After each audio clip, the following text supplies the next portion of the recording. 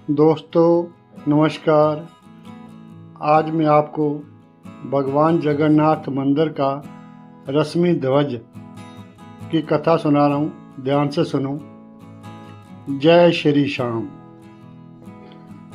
मैं आपको भगवान जगन्नाथ जी के मंदिर के ध्वज के बारे में एक विस्तृत कथा सुना रहा हूँ। यह कथा बहुत पुरानी है, उस समय की जब भगवान जगन्नाथ बलभद्र और सुभद्रा की प्रतिमाएं अभी अभी स्थापित हुई थी।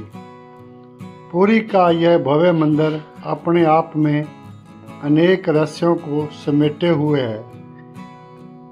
इनमें से सबसे बड़ा रहस्य है मंदिर के शिखर पर लगा ध्वज। मंदिर के मुख्य गुंबद पर लगा यह ध्वज, जिसे पतित पावन बना कहा जाता है, सामान्य ध्वजों की तरह नहीं। जहां दुनिया में हर ध्वज हवा की दिशा में लहराता है, वहीं यह ध्वज हवा के विपरीत दिशा में लहराता है। यह देखकर हर कोई चकित रह जाता है। इसके पीछे कई कहानियां प्रचलित हैं जी। कई वैज्ञानिक और इंजीनियरों ने इस घटना को समझने की कोशिश की है। कुछ लोगों का मानना है कि मंदिर की ऊंचाई और गुंबद की विशेष बनावट के कारण हवा वहां एक खास तरह से मुड़ती है, जिससे यह भ्रम पैदा होता है कि ध्वज हवा के विपरीत दिशा में लहरा रहा है। मंदिर की ऊंचाई 214 फुट है और इसका शिखर शंकु के आकार का है। जब हवा ऊपर की ओर बहती है तो गुंबद की बनावट के कारण वहां एक विशेष प्रकार का वायुमंडलीय दबाव बनता है।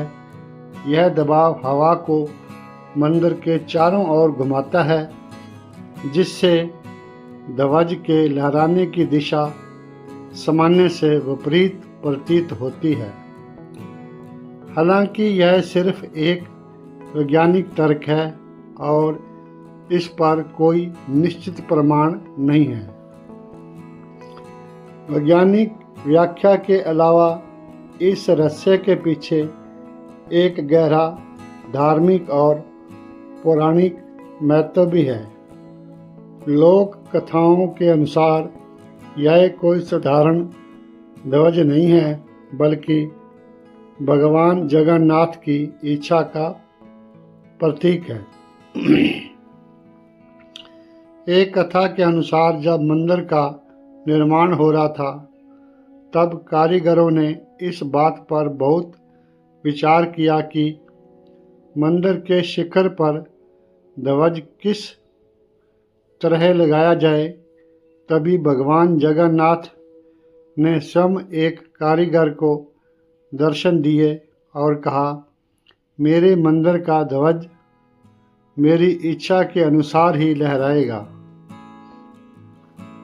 इस दर्शन के बाद कारीगरों ने ध्वज को एक विशेष प्रकार के तांबे के दंड पर लगाया, जिसे नील चक्र कहते हैं। यह नील चक्र एक प्रकार की ऊर्जा को अवशोषित करता है।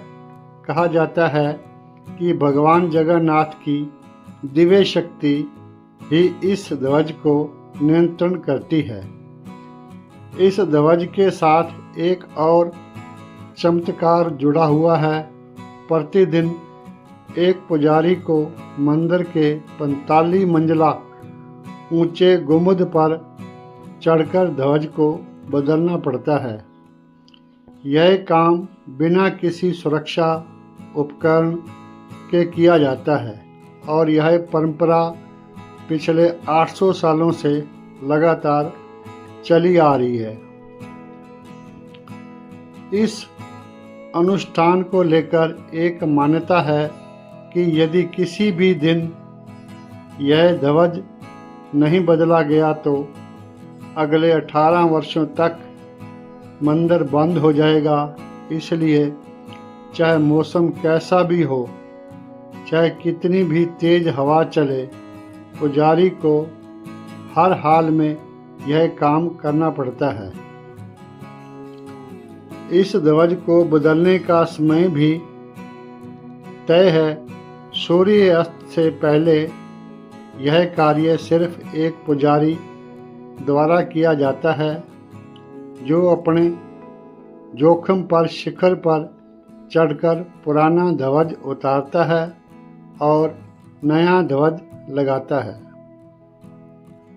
यह भी कहा जाता है कि इस दौरान पुजारी मंत्रों का जाप करता है और भगवान जगन्नाथ से उनकी कृपा बनाए रखने की प्रार्थना करता है। इस कथा का निष्कर्ष है जी, भगवान जगन्नाथ मंदिर का यह रस्मी ध्वज, चाहे वह वैज्ञानिक कारणों से हो या दैवीय शक्ति से, पुरी के इस पवित्र धाम को और भी अधिक चमत्कारी बनाता है। यह भक्तों की श्रद्धा और भगवान की अलौकिक शक्तियों का एक जीता जागता प्रमाण है। यह ध्वज हमें यह भी याद दिलाता है कि कुछ चीज़ें तर्क और विज्ञान से परे होती हैं और उन्हें समझने के लिए हमें अपनी आस्था और विश्वास का सहारा लेना पड़ता है। भगवान जगन्नाथ जी की जय। जय श्री श्याम। दोस्तों, यदि ये कथा आपको अच्छी लगी हो तो लाइक करें और इस प्रकार की और कथाएं सुनने के लिए मेरे चैनल को सब्सक्राइब करना न भूलें। कथा सुनने के लिए सभी दोस्तों का बहुत बहुत धन्यवाद। जय हिंद, जय श्री श्याम, जय श्री श्याम। दोस्तों, यदि हमारी वीडियो अच्छी लगी हो तो लाइक करना, कमेंट करना, सब्सक्राइब करना मत भूलना, नोटिफिकेशन बेल दबाना। धन धन सतगुरु तेरा